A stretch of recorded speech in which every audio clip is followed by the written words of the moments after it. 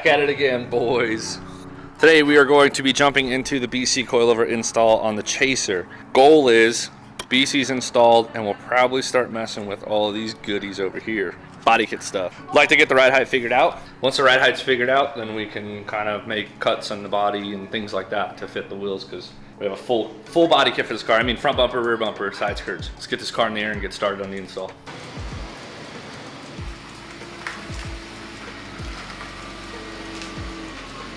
So real quick, you might have noticed as I was pulling the car into the garage that the ESRs are already on the car. So the first thing I did, as soon as I got this car, I called GT, I called ESR, I called BC. I was like, boys, let's get this thing together. I also called FDF, but that's for another video.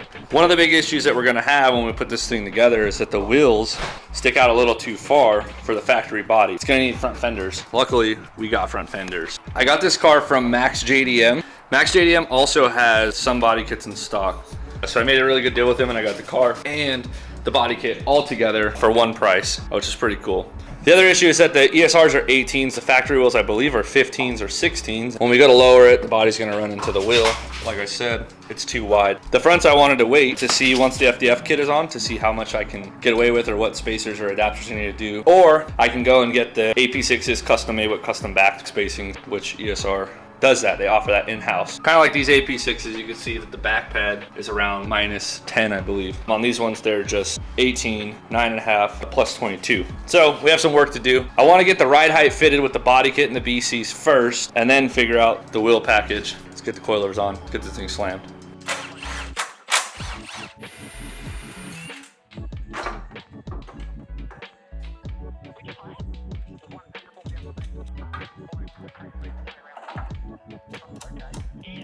All right, the BCs are in. Let me give you guys a real quick tip and trick. The easiest way that we found to do this, my brother's helping me, is he suggested to pull this castle nut off. We pulled the castle nut off, pulled the pin out of it, loosened it, dropped it down, and then the strut was able to fall right out. So pretty simple once you figure out how to do it. If this was a 46, I'd have this thing done in like 10 minutes. Right behind this headrest or shoulder area on your back seat is where the top of this shock mounts. So jump into the rears now. Another tip for the rear, you grab by the front and you're gonna pick up right where that clip is and it's gonna pop out. No problem, there's no bolts in the bottom back seat. Pick it up, slide it out. The rear seat has bolts holding all of these little rods in, so you'll undo all of those bolts. And then the tops are similar to the back seat where there's these little holes. So you'll slide the seat up and out of there and then you can just kind of kick it forward and it gives you access to the top of the shocks. Oh, spin, spin, spin. There it is. Look at all that. Those, my friend, are Black Widow webs. You can tell by the tensile strength on them. I don't know where she's at. Got some bodies, a couple bodies there. There's one there, one there. It's probably up in there. Oh, look, there's an egg. Some more bodies. Body, body. This is gonna be super low in the rear. Interesting thing about the JZX100, at least this one, I'm pretty sure it goes across the board on all of them. There is no rear sway bar.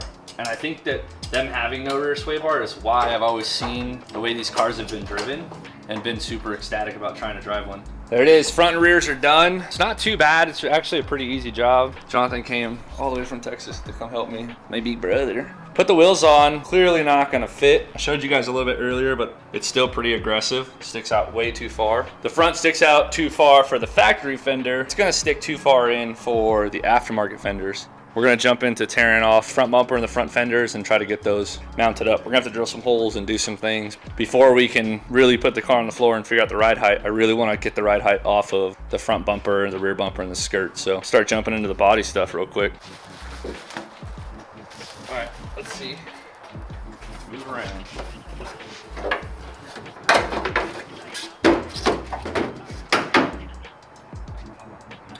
Let's see what it looks like with the hood closed.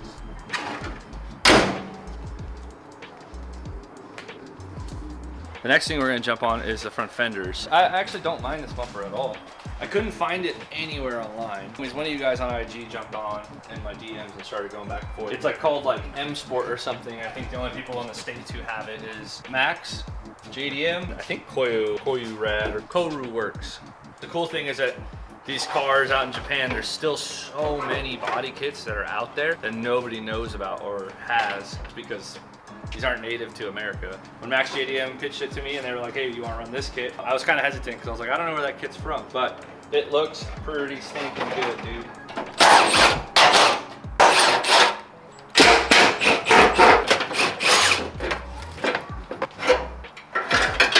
Dude, kudos to Toyota, man. These cars are like put together pretty well, but they're also still really easy to take apart. That's cool.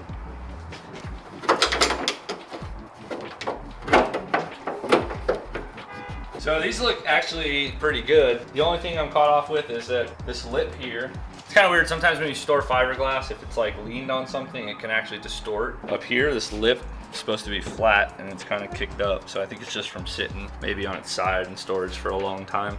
Again, some heat and some time with these being bolted down, they'll kind of flex back into shape. They're pretty aggressive. You get to drill all your own holes. So as we drill these out, we can kind of go a little bit oversized because we don't necessarily need to do this 6 mil hole in it. We can actually have something that's a little bit bigger than the 6 mil because we still have this washer to help hold it down in place. Now, we're not gonna go giant with it, but just enough to be able to shimmy it and get it fitted for the hood as well. We'll drill this out and try to get this fender mounted. See how accurate their dimples are. Yeah, dude. It's pretty good. Just gotta get tightened up and pulled in. That's crazy. They even have the provision for this little bracket to be bolted in. Beautiful. So we've been at it for probably about half a day.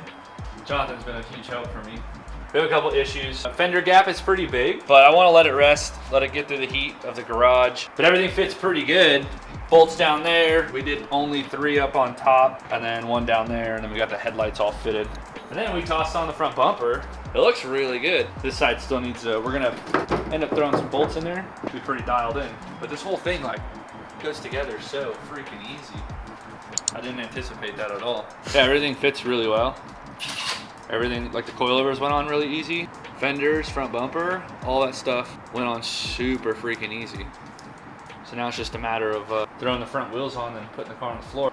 Finish mounting this front bumper real quick and then just keep going.